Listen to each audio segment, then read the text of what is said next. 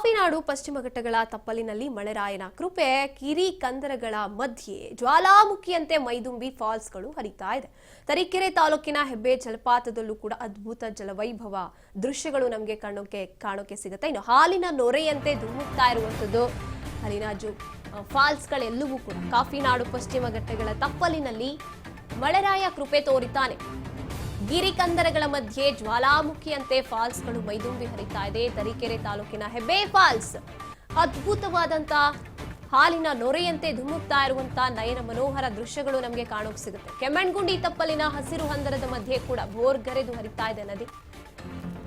Coffee ತೋಟಗಳ ಮಣ್ಣಲ್ಲಿ ಪ್ರಕೃತಿ ಮಾತೆಯ ರೌದ್ರ ರಮಣೀಯ ದೃಶ್ಯ ನಮಗೆ ಕಾಣೋಕೆ ಸಿಗುತ್ತೆ. ಬರೋಬ್ಬರಿ 100 ಅಡಿಗೂ ಹೆಚ್ಚು ಎತ್ತರದಿಂದ ಧುಮುಕ್ತಾ ಇರುವಂತದ್ದು ಆ ಫಾಲ್ಸ್.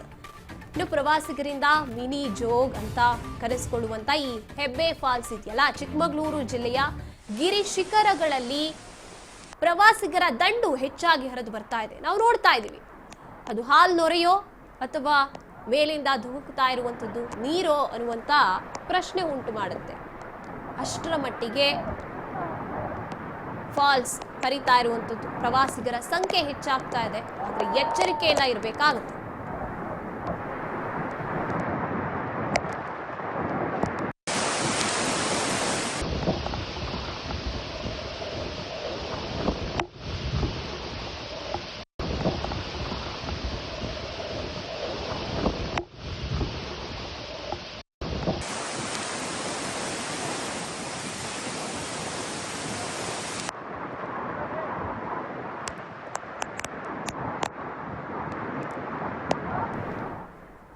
ಚಿಕ್ಕಮಗಳೂರಿನ ಹೆಬ್ಬೆ ಫಾಲ್ಸ್, ಅಲ್ಲಿಗೆ ಹೋಗುವಂಥವ್ರು, ಚಿಕ್ಕಮಗಳೂರಿಗೆ ಹೋಗುವಂಥ ಯಾರು ಪ್ರವಾಸಿಗರ ಒಂದು ಫೇವ್ರೆಟ್ ಜಲಪಾತ ಅಥವಾ ಫಾಲ್ಸ್ ಇದು ಅಂತ ಹೇಳ್ಬೋದು.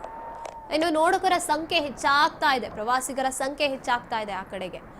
ಆದರೆ ಯಾವುದೇ ರೀತಿಯಾದಂಥ ಹೆಚ್ಚು ಕಡಿಮೆ ಆಗಬಾರ್ದು, ಅದನ್ನು ಗಮನದಲ್ಲಿ ಇಟ್ಕೊಳ್ಬೇಕಾಗತ್ತೆ ಅಂತ ಇಲಾಖೆ ಕೂಡ ಕಟ್ಟೆಚ್ಚರವನ್ನು ವಹಿಸಿರುತ್ತೆ.